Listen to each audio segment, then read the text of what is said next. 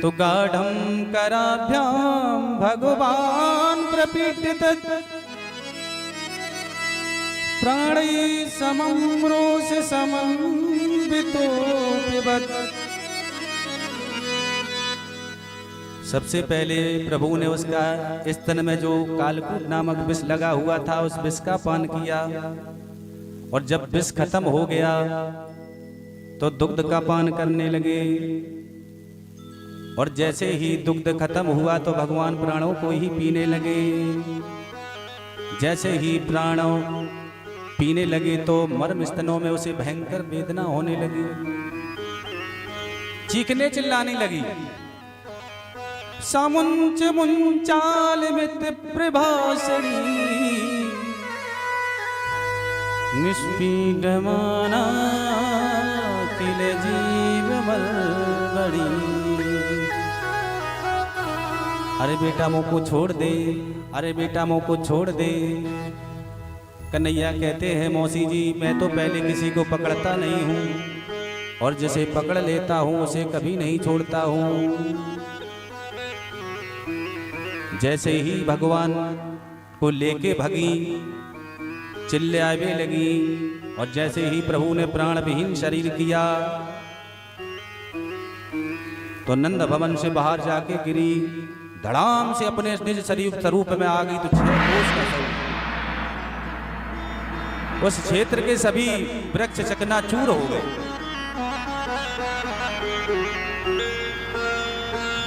सुखदेव जी वर्णन करते हैं त्रियुगप्युति अंतरद्रुमान चूड़िया मास। एक गप्युति कहते हैं 2 कोस को, तो 6 कोस के वृक्ष बिल्कुल चकनाचूर हो गए। जैसे धम की आवाज हुई, मैया ने सुना कि आवाज कहां से आई, देखेगा लाला पालने में नहीं, मैया घबराई। ब्रज के छोरा दौड़ दौड़ के बाहर देखेगा कि पूतना का बहुत बड़ा भारी शरीर पड़ा हुआ है, उसी के ऊपर लाला मंद मंद मुस्कुरा रहे हैं।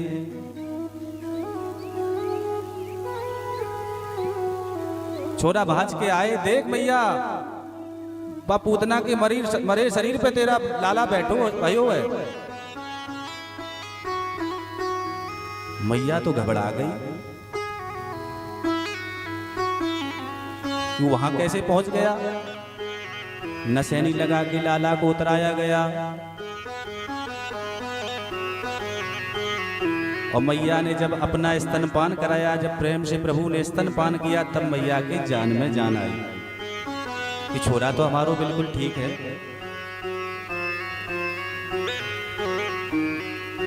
मैया झाड़ा लगा रही है, इंद्राणी ही से केसा प्राणा नारायणो वतो श्वेत दीप पतिश्चित्तम मनोयोगे स्वरोवतो। हे गैया मैया, ये बाल रक्षा कवच कहा जाता। 8 श्लोकों में मैया ने लाला को झाड़ा लगाया। हे गैया मैया, हमारे लाला की सारी अलाय बलाय दूर कर।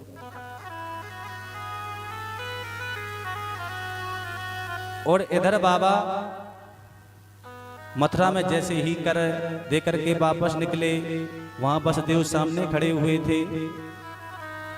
उन्होंने सोचा कि हम अपने लाला को इनके यहाँ सुरक्षा की दृष्टि से भेज के आए हैं, और ये इधर ऐसे एकांत निकांत भ्रमण कर रहे हैं। दोनों मित्र आपस में मिले। अब देखो नंद बाबा के यहाँ हर्ष है, लेकिन वसुदेव जी के शोक में शामिल है। वसुदेव जी से जब मिले तो कहते हैं, वसुदेव जी ने कहा कि मुझे बतायो ना तेरे यहाँ लाला भयो। नंद बाबा कहते कैसे बताते, जब से मैंने सुना है कि कंस ने तेरे 8 लाल काल के गाल के हवाले कर दिए, तो उनके शोक में शामिल हो रहे।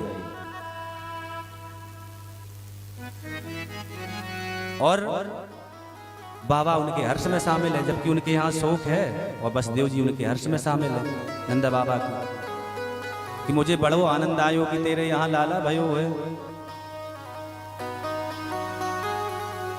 तो मित्र इनको कहते हैं, ये नहीं है कि मित्र को ठगने में ही लगे रहो।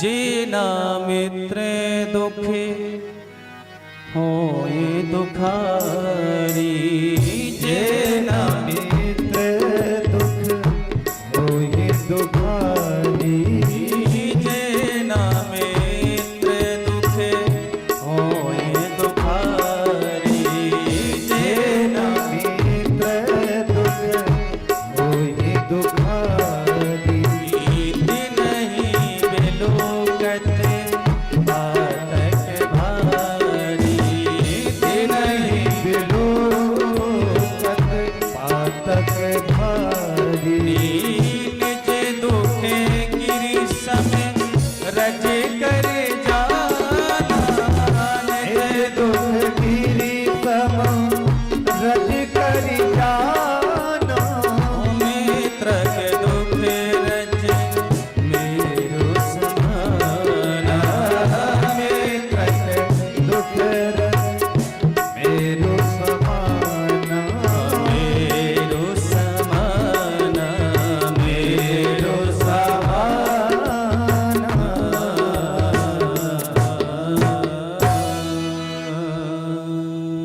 बोल नंद के लाला की जय हो। अभी आवाज नहीं आ रही है। बोलो नंद के लाला की। तो जो अपने मित्र का दुख देख के दुखी नहीं होते उनको भयंकर पाप लगता है। निज दुख गिरि सम, स्वयं का दुख पहाड़ों के समान क्यों ना हो। रज सम जाना, रज के कड़ के समान समझना चाहिए। और मित्र का यदि दुख है कड़ के समान है, उसको पहाड़ों के जैसा भार समझ के दूर करना चाहिए। अरे मित्र तो मित्र रहे, आजकल रिश्तेदारों में भी ऐसा हो गया कि 2-4 दिन रुक ले तो ये सोचते हैं कब जाए यहां से। एक घर में रिश्तेदार आ गई, 2-4 दिन रुक गए। अब पति बोला पत्नी से कि जा क्यों नहीं रहा है। पत्नी कहने लगी और खवाओ पिलाओ, बढ़िया बढ़िया रबड़ी पिलाओ, दूध पिलाओ, 3 बार भोजन कराओ, जाएगा वो ऐसे। बोलो राधे राधे। पति बोला मजाक मत करो, कैसे भी इसको यहां से टालो। तो बोले क्या करें कि बेमाल चला जाए। बोले भोजन ही ना बनाओ। बोले उसका उपाय क्या है। उसका उपाय की लड़ाई। बोले आप और हम दोनों आपस में लड़ाई कर लें। पत्नी बोले हमारी आपकी लड़ाई तो होती नहीं है। बोले झूठी मूठी लड़ाई हो जाए। अब आपस में लड़ने लगी। पत्नी कहने लगी हम भोजन नहीं बनाएंगे, जब नहीं तब हम ही को डांटते रहते हो। पति चिल्ला के बोला ना बनाना, आज हम बिना भूखे ही रह लेंगे। अब मेहमान ने सोचा जब इन्हीं के लिए नहीं बनेगा तो हम क्या करेंगे।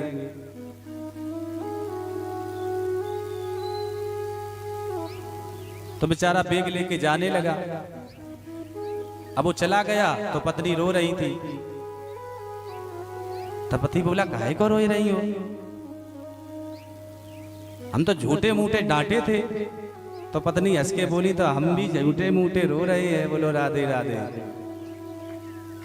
तब तक मेहमान भी झोला लेके वापस आ गया, थैला लाके। बोले हम भी झूठे मूठे गए थे। बोलो राधे राधे।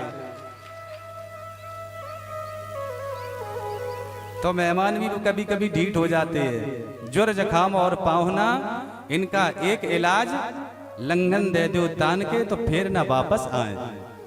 जुखाम हुआ, मेहमान हुआ और बुखार हुआ, इनका एक इलाज है कि भूखे रखोगे अपने आप भाग जाएंगे। बोलो राधे राधे। तो आज वसुदेव जी कहते हैं कि तुम्हें यहाँ ज्यादा देर तक रुकना ठीक ना है। नंद बाबा बोले क्यों? बोले हमारी ज्योतिष विद्या कहती है नेहस्तेयम बहुत तिथतम संतुष्ट पाताश्च गोकुले, कि तुम्हारे गोकुल में कोई उत्पात होवे वारो है। नंद बाबा ने सोचा हमारो मित्र है ना, पक्को पंडित है, जाकी बात जरूर मानने वाली है। तुरंत वहां से माला सटकाई और नारायण नारायण नारायण नाम रटते हुए नंद बाबा जैसे ही आए तो वहां मृत पूतना का शरीर पड़ा हुआ है।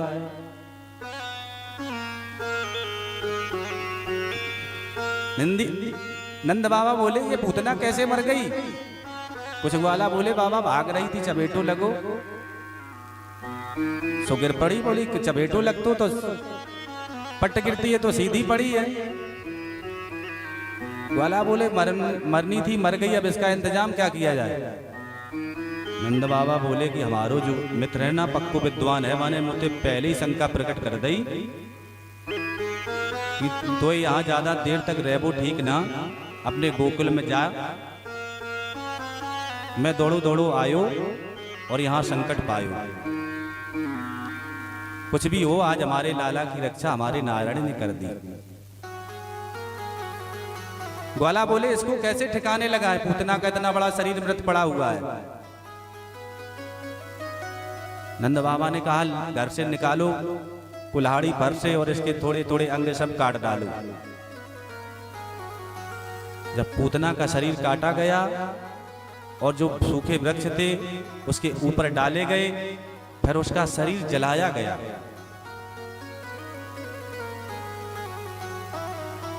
जब पूतना का शरीर जलने लगा तो उसके शरीर से दिव्य सुगंध निकली। दैहमानश्च देहश्च धूमश्च गुरुशौरवः।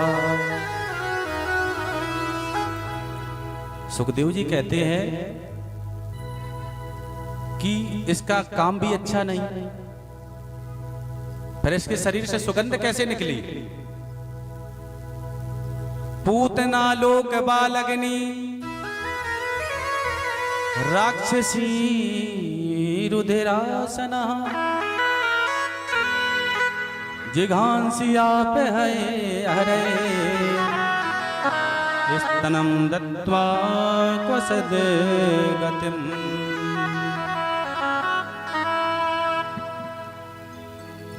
देखिए ये काम भी अच्छा नहीं, नाम भी अच्छा नहीं। नाम क्या है? पूतना। कि नन्हे नन्हे बालकों को अपना विष लगा हुआ स्तन पिला करके मार डालती है। बोले खानदान अच्छा होगा? बोले खानदान भी अच्छा नहीं। राक्षसी तो बोले खानपान अच्छा होगा, फलाहार करती होगी। बोले खानपान भी अच्छा नहीं।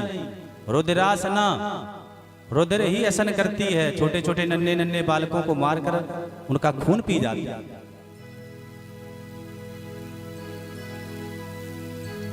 बोले तो भावना तो अच्छी रही होगी, भावना तो कम से कम पवित्र होगी। बोले भावना भी अच्छी नहीं। जिघांसी आप हरे हंतुम इच्छा मदवी, भगवान को मारने की भावना से आई थी,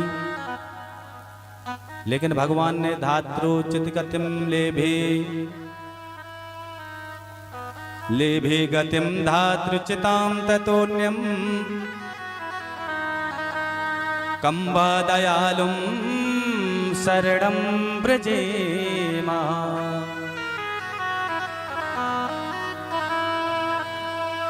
अरे कौन उसको पापनी कहेगा? जो परमात्मा को अपने गोद में बैठा करके अपना देह उत्सर्ग कर रही हो, ऐसी सौभाग्यशालिनी कौन हो सकती है? तो जो गति माता यशोदा को प्रभु ने बाद में प्रदान की, पूतना को पहले प्रदान कर दी। जन अब गुण प्रभु माने न कहूं, जन अब गुण प्रभु माने न कहूं, जन अब गुण प्रभु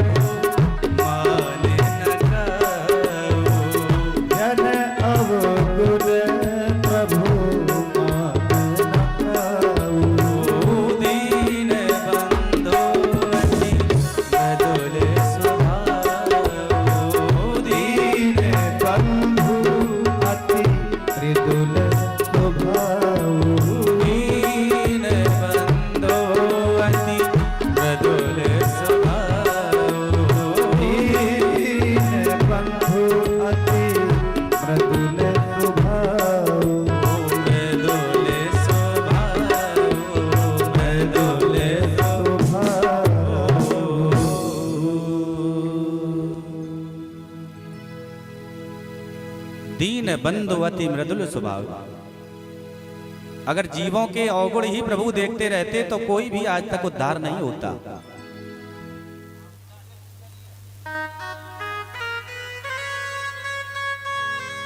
प्रभु कोई ना कोई गुण देख ही लेते हैं। उन्होंने सोचा ये जैसी भी है, लेकिन हमारी है तो माँ जैसी, जो माँ जैसी स्तनपान कराती है उसी प्रकार मुझे स्तनपान करा रही है।